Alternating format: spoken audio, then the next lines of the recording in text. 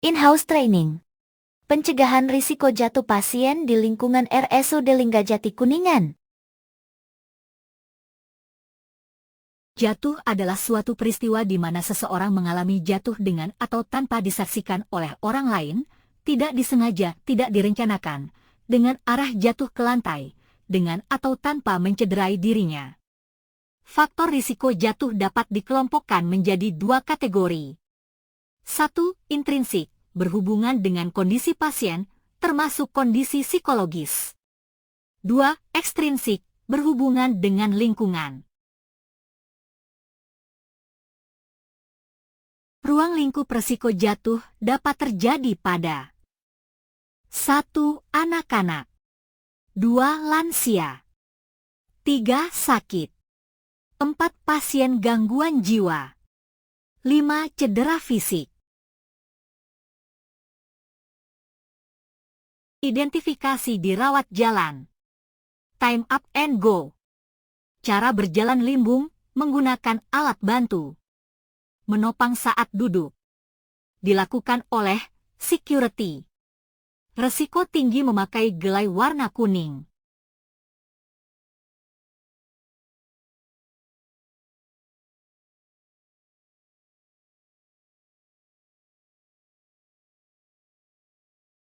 Semua petugas yang bekerja di rumah sakit harus memahami bahwa semua pasien yang dirawat inap memiliki risiko untuk jatuh dan semua petugas tersebut memiliki peran untuk mencegah pasien jatuh.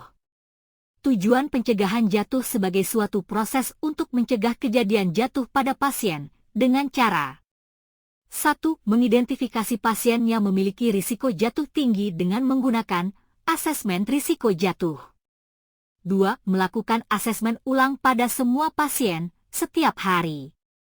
3. Melakukan asesmen yang berkesinambungan terhadap tujuan pencegahan jatuh sebagai suatu proses untuk mencegah kejadian jatuh pada pasien dengan cara 1. Mengidentifikasi pasien yang memiliki risiko jatuh tinggi dengan menggunakan asesmen risiko jatuh. 2. Melakukan asesmen ulang pada semua pasien setiap hari. 3. Melakukan asesmen yang berkesinambungan terhadap pasien yang berisiko jatuh dengan menggunakan asesmen risiko jatuh harian. Menetapkan standar pencegahan dan penanganan risiko jatuh secara komprehensif. Mengidentifikasi pasien yang memiliki risiko jatuh tinggi dengan menggunakan asesmen risiko jatuh. Asesmen pasien dengan risiko jatuh dibutuhkan dalam membuat keputusan-keputusan terkait 1. Status kesehatan pasien. 2. Kebutuhan dan permasalahan keperawatan. 3. Intervensi guna memecahkan permasalahan kesehatan yang sudah teridentifikasi atau juga mencegah permasalahan yang bisa timbul di masa mendatang serta 4. Tindak lanjut untuk memastikan hasil-hasil yang diharapkan pasien terpenuhi. Pentatalaksanaan pengelolaan pasien rawat inap dengan risiko jatuh meliputi 1. Petugas penanggung jawab, perawat penanggung jawab pelayanan, PPP. 2. Perangkat kerja. A. Status rekam medis pasien. B. Tanda risiko pasien jatuh, gelang kuning. C. Label penandaan pasien beresiko jatuh di bed. D. Formulir pengkajian risiko pasien jatuh. E. Formulir dokumentasi informasi perawat tentang asesmen dan intervensi risiko jatuh. 3. Tata laksana. A. Asesmen awal screening. 1. Perawat akan melakukan penilaian dengan asesmen risiko jatuh Morse Full Scale dalam waktu 4 jam dari pasien masuk RS dan mencatat hasil asesmen ke dalam form catatan perawat di status. 2.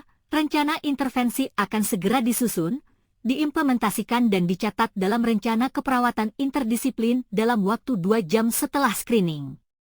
B. Asesmen ulang. 1. Setiap pasien akan dilakukan asesmen ulang risiko jatuh setiap 2 kali sesaat transfer ke unit lain, adanya perubahan kondisi pasien, adanya kejadian jatuh pada pasien. 2. Penilaian menggunakan asesmen risiko jatuh Morse Fall Scale dan C. Perawat penanggung jawab pelayanan. Perawat penanggung jawab pelayanan yang bertugas akan mengidentifikasi dan menerapkan prosedur pencegahan jatuh berdasarkan pada 1. Kategori risiko jatuh, rendah, sedang, tinggi. 2. Kebutuhan dan keterbatasan per pasien. 3. Riwayat jatuh sebelumnya dan penggunaan alat pengaman, safety devices. 4. Asesmen klinis harian. D. Prosedur pencegahan jatuh pada pasien yang beresiko rendah, sedang atau tinggi harus diimplementasikan dan penggunaan peralatan yang sesuai harus optimal. E. Intervensi pencegahan jatuh. 1. Tindakan pencegahan umum untuk semua kategori, lakukan orientasi kamar inap kepada pasien. Posisikan tempat tidur serendah mungkin, roda terkunci, kedua sisi pegangan tempat tidur terpasang dengan baik. Ruangan rapi. Benda-benda pribadi berada dalam jangkauan, telepon genggam, tombol panggilan, air minum, kacamata. Pencahayaan yang adekuat disesuaikan dengan kebutuhan pasien. Alat bantu berada dalam jangkauan, tongkat, alat penopang. Pantau efek obat-obatan. Anjuran ke kamar mandi secara rutin. Sediakan dukungan emosional dan psikologis. 2. Kategori risiko tinggi. Pasangkan label penanda risiko jatuh dengan posisi dapat terlihat oleh petugas. Beri penanda berupa gelang berwarna kuning yang dipakaikan di pergelangan tangan pasien. Tawarkan bantuan ke kamar mandi, penggunaan pispot setiap 2 jam saat pasien bangun, dan secara periodik saat malam hari. Kunjungi dan amati pasien setiap 2 jam oleh petugas medis. Nilai kebutuhan akan mobilisasi oleh dokter rehabilitasi medik, fisioterapi. Alarm tempat tidur. Tempat tidur rendah, khusus. Usahakan lokasi kamar tidur berdekatan dengan pos perawat, nurse station. Manajemen setelah kejadian jatuh. 1. Nilai apakah terdapat cedera akibat jatuh, abrasi, kontusio, laserasi, fraktur, cedera kepala. 2. Nilai tanda vital. 3. Nilai adanya keterbatasan gerak. 4. Pantau pasien, catat dalam status pasien, rekam medis. 5. Laporkan kejadian jatuh kepada perawat yang bertugas dan lengkapi lampiran insiden. 6. Modifikasi rencana keperawatan interdisiplin sesuai dengan kondisi pasien. Dokumentasikan semua kegiatan pencegahan risiko jatuh pada catatan keperawatan. Dokumen asesmen risiko pasien jatuh.